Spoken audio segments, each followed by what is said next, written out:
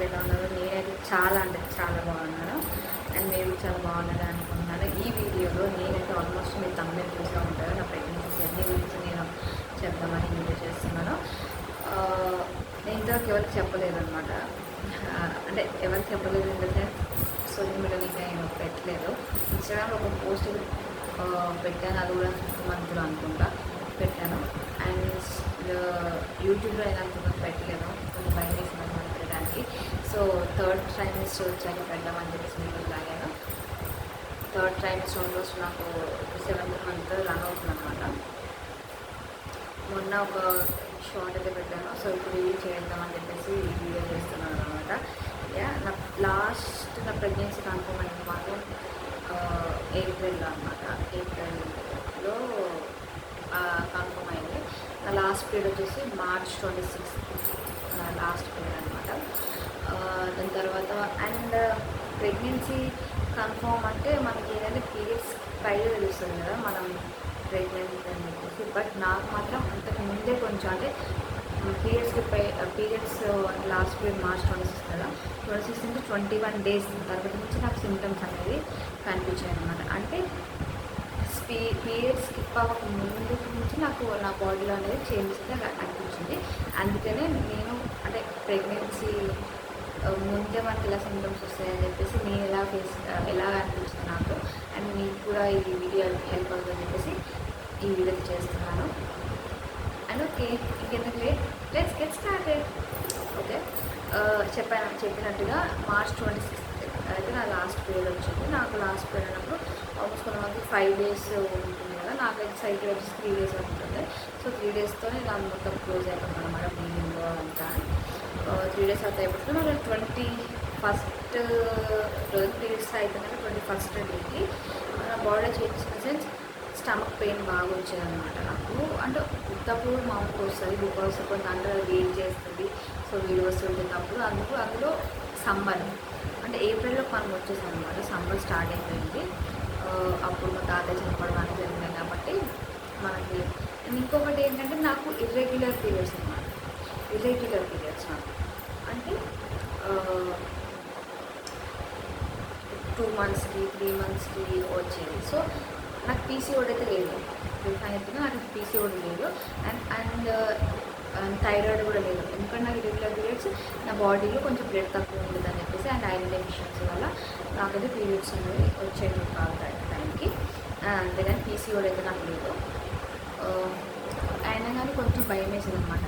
నేను పెళ్ళి కావలేదు నాకు. స్టార్టింగ్ నేను 6th మంత్లో 6th క్లాస్లో మెచ్యూర్ అయ్యాను. సో అప్పటి నుంచి నాకు స్టార్టింగ్ నుంచి పీరియడ్స్ అనేవి ఇర్రెగ్యులరే. అప్పుడులో నేను చూపించినప్పుడు బ్లడ్ తక్కువ ఉంది, సో మీరేం కనపడాల్సిన అవసరం లేదు అని అన్నారు. బట్ లోపల ఎంతమంది అన్నా లోపల కొంచెం భయం ఉంటుంది. సో కొంచెం డైట్ అనేది నేను ఫాలో అయ్యాను అనమాట రెగ్యులర్గా అవ్వడానికి. అంటే లాస్ట్ 1 year అంటే మ్యారేజ్ నాకు మార్చ్లో అయింది. మార్చ్ కంటే ముందు ఒక 1 year 6 months నేను కొంచెం డైట్ అనేది కొంచెం స్ట్రిక్ట్గా ఫాలో అయ్యాను. కాబట్టి నన్ను అడిగితే త్వరగా వచ్చిందని అనుకుంటాను. అది యాక్చువల్లీ ప్రెగ్నెంట్ త్వరగా వస్తుందని అస్సలు ఎక్స్పెక్ట్ చేయలేదు అనమాట. అది అండ్ నేను ఏం డైట్ ఫాలో అయిన విషయం మీకు కావాలంటే కింద కమెంట్ చేయండి. దాని గురించి ఒక చిన్న వీడియో చేస్తున్నాను అనమాట. దాని తర్వాత అయితే ఓకే 21st డే ఏముందంటే నా కాలు ఉబ్బడం స్టార్ట్ అయింది అనమాట. సో కాలు ఇవ్వడం మా అత్తయ్య కానీ మా మమ్మీ కానీ ఏమనంటే కాలు ఏదైనా తీసుకున్నామా అంటే కాలుకి మేము దెబ్బ తగిలిందని అడిగారు. నాకైతే కాలుకి ఏం దెబ్బ తగలేదు అండ్ నేను తీసుకోలేదు. అసలు ఏం జరగలేదు. బట్ ఉన్నట్టుండి రైట్ లెగ్ అనమాట. ఫస్ట్ రైట్ లెగ్ ఎక్కువ ఉబ్బింది అనమాట. రైట్ లెగ్ ఉబ్బింది and same time left leg కూడా చాలా తక్కువగా ఉబ్బింది అనమాట. ఆ ఉబ్బడం ఒక 2 days అలా ఉంది. ఇంకా అయిపోయింది. కాలు దుబ్బలాగా అనిపించింది అనమాట. తింగిర్లాగా చూడండి, తింగిర్లాగా అనిపించేవి. బట్ కాల్స్ అనేది ఇదేదో తెలియదు. బయట నుంచి మనం ట్యాబ్లెట్స్ వేసుకున్నామని అంటే లేదు. ఎందుకంటే నాకు అప్పుడు 21 days కొంచెం ఒక 7 days మనం వెయిట్ చేస్తే ప్రెగ్నెన్సీ వచ్చే ఛాన్స్ ఉంటుంది అని చెప్పేసి ఒక చిన్న ఆశ ఉండదు అనమాట. అంటే నాకు ఏంటంటే పెళ్ళైపోయి సంవత్సరాలు అయితే అవ్వలేదు. బట్ ఒక చిన్నది ఉపయోగపడుతుంది కదా, ఒక మనకి సొసైటీ గురించి ఓకే రోజులైంది అంటే ఒకటి ఇక్కడ పీరియడ్స్ టైంకి రావాలి. అయితే అయిపోతే 21st దాని తర్వాత ఇంకా స్టమక్ పెయిన్ కూడా స్టార్ట్ అయ్యింది మనకి నెక్స్ట్ సెక్షన్లో కింద స్టమక్ మిగిలిలో ఆ పీరియడ్స్ పెయిన్ వచ్చినప్పుడు ఎలా ఉంటుంది అలాగా. అండ్ నేనేమనుకున్నా అంటే నాకు ఎలాగైనా ఇర్రెగ్యులర్ పీరియడ్స్, సో ప్రెగ్నెన్సీ అయ్యే ఛాన్సెస్ చాలా తక్కువ ఉంటాయి నాకు అని చెప్పేసి అనుకున్నాం. బట్ ఎందుకన్నా మంచిదని చెప్పేసి 21 డేస్కి అయితే నేను మనకు ఆధార్ తాగడం 21 డేస్ అంటే ఒక 25 డేస్ తర్వాత నేనైతే చెక్ చేసుకున్నాను. అది ఉంటుంది కదా మన ప్రెగ్నెన్స్ టెస్ట్ అని చెప్పేసి హోమికి అది తీసి చెక్ చేసుకున్నా కన్ఫర్మ్ అవ్వలేదు. బట్ నాకైతే లోపల నాకు చేంజ్ తెలుస్తుంది అనమాట. బాడీలో హీట్ అనేది ఎక్కువైపోవడం, కళ్ళు తిరగడం, అండ్ అప్పుడు నాకు వాకింగ్ సెన్సేషన్ అలాంటివి ఏం లేవు. కళ్ళు తిరగడం అంటే నాకు లో బీపీ ఉంది కాబట్టి నాకు అప్పుడు కళ్ళు తిరుగుతాయి. సో అది కూడా ఒకటి. అంటే నాకు కన్ఫర్మేషన్ తెలుసుకోవడానికి చాలా డౌట్సే ఎక్కువ ఉంటాయి. ఎందుకంటే ఆల్మోస్ట్ నాకు ఒకటి కళ్ళు తిరగడం నాకు ముందు నుంచి అనుకుంటాను, నాకు లో బీపీ కాబట్టి చిన్నగా ఐరన్ డెఫిషియన్సీ ఉండాలి లేకపోతే ఇంకోటి బ్లడ్ తక్కువ ఉంటుంది. సో పీరియడ్స్ రెగ్యులర్గా వస్తాయి. అండ్ కాలు వాపులు అంటే ఎక్కువ తిరిగినానేమో నించుకునేమో అంతం వచ్చిందేమో అనుకున్నాను. బట్ అది 25 డేస్కి అయిపోయిన తర్వాత ఇంకొక 5 డేస్ ఆగి తెలిసిపోతుందని అనుకున్నా. సో పీరియడ్స్ 26th అంటే మార్చ్ 26th మళ్ళీ ఏప్రిల్ 26th కూడా వచ్చేసింది అనమాట. ఏప్రిల్ 26th కూడా వచ్చేసాక నాకు ఆగలేదు, తీసుకోవాలి. సో ఏప్రిల్ 26th వచ్చేసాక మళ్ళీ ఏప్రిల్ 28th అనుకున్నా. 28th నేను చెక్ చేసుకున్నాను. సో ప్రెగ్నెన్సీ నాకు లైన్ వచ్చింది. అది ఎవాపరేటింగ్ లైన్ ఏదో అంటారు. బట్ అది కూడా మనం కన్ఫర్మ్గా చెప్పలేమని చెప్పేసి అన్నారు డాక్టర్స్ కూడా. ఎందుకంటే అది దాంట్లో ఏదో లెవెల్ ఉంటుంది, హెచ్పి లెవెల్ సంథింగ్. ఆ లెవెల్ వల్ల కొంచెం తక్కువ ఉన్న మన బాడీలో చేంజెస్ ఉన్నా కానీ మనకు తెలుసుకోవాలి. అది నాకు ఫస్ట్ టైం అది చెక్ చేసుకోవడం నాకు తెలిసేది కాదు. కొంతమంది చూశాను గూగుల్లో కానీ యూట్యూబ్లో కానీ చూసాను. ఏంటంటే కొంతమంది early morning first urine check చేసుకోవాలి, కొంతమంది ఎర్లీ మార్నింగ్ సెకండ్ యూరిన్ చేసుకోవాలి, కొంతమంది ఒక డేగా నువ్వు ఏ టైంలో నువ్వు యూరిన్ చెక్ చేసుకున్నా నో ప్రాబ్లం చెప్పేసి ఇంకొంతమంది. సో ఇలా అనేసరికి నాకు కన్ఫ్యూజన్ వచ్చింది. ప్లస్ నాకు లైన్ వచ్చింది, నాకు కన్ఫ్యూజన్ కూడా రాలేదు. అది 28th అంటే మనకి ఏంటంటే 26 కదా, నేను 28th చెక్ చేసుకున్నాను. అంటే నాకు పీరియడ్స్ స్కిప్ అయిపోయి ఒక 3 days అయిపోయింది అన్నమాట. 3 or 2 days అయిపోయింది.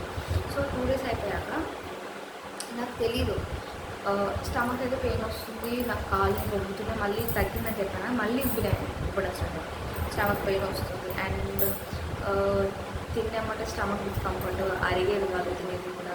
అండ్ వామిటింగ్స్ కూడా వచ్చేవి కాదు. బట్ ఏదో ఒక టైప్ ఆఫ్ చేంజ్ అనేది అనిపించింది అనమాట, ఫీల్ అయింది.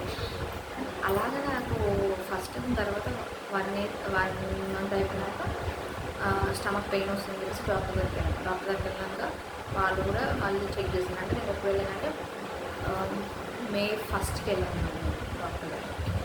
May 1st వెళ్ళాను. అయితే డాక్టర్ అన్నారు ఓకే అమ్మ ప్రెగ్నెన్సీ కన్ఫర్మ్ అయిపోయింది అన్నారు. ఫస్ట్ నేను చెక్ చేసుకున్నది పిక్ తీసుకున్నది వాళ్ళు కూడా చెప్పలేమన్నారు, మనం ఎవాపరేషన్ అయినా చెప్పండి లైట్గా వచ్చింది అని చెప్పేసి. సో అలా అన్నారన్నమాట. తర్వాత నాకు 1st month కన్ఫర్మ్ అయిపోయింది. అలా నాకు ఆ ప్రెగ్నెన్సీ కన్ఫర్మేషన్ కూడా తెలిసిందనమాట.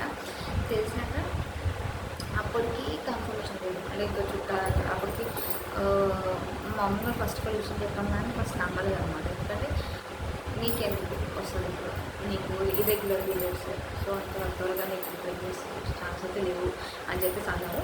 సో అలా నా ప్రెగ్నెన్సీ జర్నీ అనేది స్టార్ట్ అయ్యింది అనమాట. అది నా ఫస్ట్ జర్నీ. నాకు May 1st తెలిసింది అనమాట ఆయన ప్రెగ్నెంట్ అయితే. అండ్ అలాగా నా ప్రెగ్నెన్సీ జర్నీ స్టార్ట్ అయింది. దాని తర్వాత వామిటింగ్ సెన్సేషన్ అనేది నాకైతే 3rd monthకి వచ్చింది అనమాట. 3rd monthకి అయితే వచ్చింది నా వామిటింగ్స్ అనేది స్టార్ట్ అయ్యింది. దాని మంత్ వచ్చింది, ఇప్పుడు 7th month ఇప్పుడు ఇంకా కంటిన్యూ అవుతుంది. అండ్ వామిటింగ్స్ కూడా నాకు రెగ్యులర్గా వచ్చేది కూడా, రెగ్యులర్గా అయితే వచ్చేది కాదు. ఎప్పుడు ఒక మార్నింగ్ రావచ్చు, సాయంత్రం రావచ్చు, ఈవినింగ్ రావచ్చు, ఎప్పుడైనా ఒక పూట వచ్చేవి. అండ్ ఒక పూటకి దాని తర్వాత అది కూడా 2 daysకి 3 daysకి వచ్చేది. దీంతో 1 week ఒకసారి అలా వచ్చేదన్నమాట.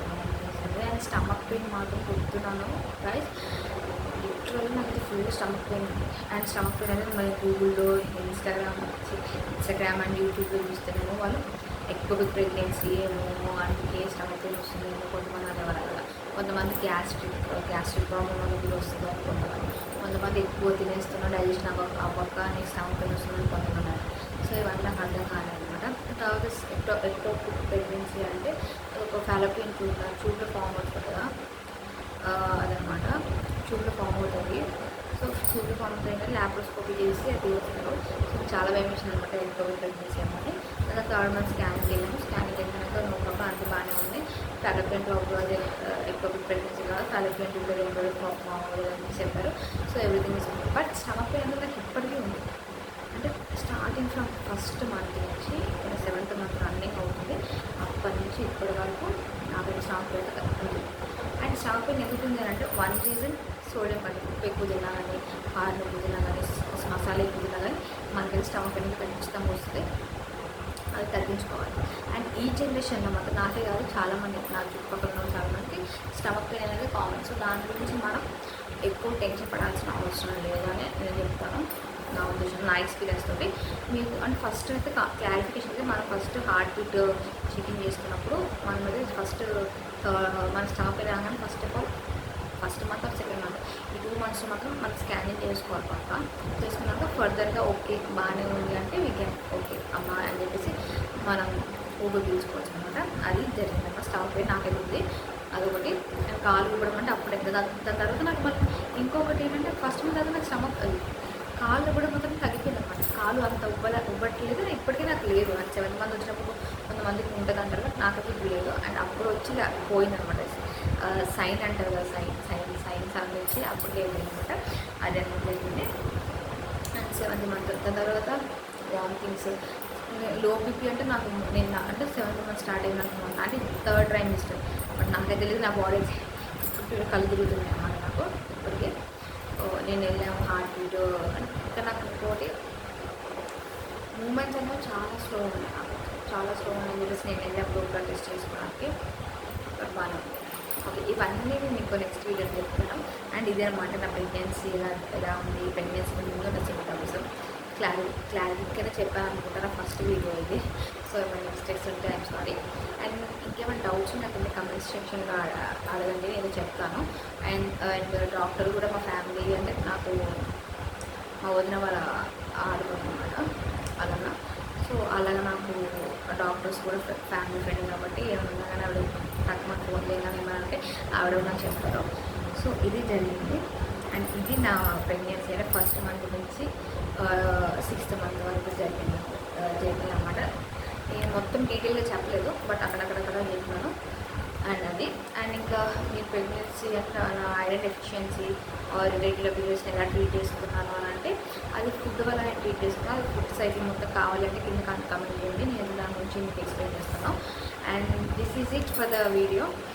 ఐ హోప్ మీకు బాగా కనెక్ట్ అయింది, మీకు క్లారిఫికేషన్ వచ్చిందని అనుకుంటా. ప్రెగ్నెన్సీ ముందు సిమ్టమ్స్ మీకు ఉంటుంది ఏం లేవు. నాకు సిమ్టమ్స్ కాలు వాపు, స్టమక్ పెయిన్ ఒకటి అండ్ బాడీలో చేంజెస్ ఒకటి. నాకు నా పీరియడ్స్ ఇంకా ముందు అంటే 21 days నాకు సైకిల్కి ఫర్టిలైజేషన్ ఫేజ్ జరుగుతుంది, ఇంప్లాంటేషన్ ఉంటుంది. అండ్ ఇంప్లాంట్ బ్లీడింగ్ అయితే నాకు లేదు. అప్పుడు నాకు బయటలాగా అయ్యింది బట్ బ్లీడింగ్ అయితే నాకు లేదు. అండ్ అంటే కొంతమందికి స్మెల్ అవన్నీ ఉంటారు, నాకు స్మెల్ ఆడిని అవైతే నాకు లేవు అనమాట. అది symptoms and stomach pain. And stomach pain గురించి ఎక్కువ మంది స్ట్రెస్ తీసుకోవాల్సిన అవసరం లేదు. ఈ మధ్య అందరికీ అది కామన్గా ఉంది స్టమక్ పెయిన్. అది మినిమం గ్యాస్ ట్యాబ్లెట్స్ వేసుకున్నాను మార్నింగ్ ఉంటాయి కదా, గ్యాస్ ట్యాబ్లెట్స్ మామూలుగా బయట దొరుకుతాయి ఓసీ మెడిసిన్స్. సో ఓటీ అంతే మెడికల్ షాప్ దొరుకుతాయి మనకి, అవి మనం వాడుకోవాలి. అండ్ అంతే అనమాట. స్పైసెస్ తగ్గించుకొని మనకు స్టమక్ పెయిన్ అనేది తగ్గిపోతుంది. అండ్ ఇదే video. And thanks for watching. And subscribe చేసుకోవచ్చు కదా. Okay, bye.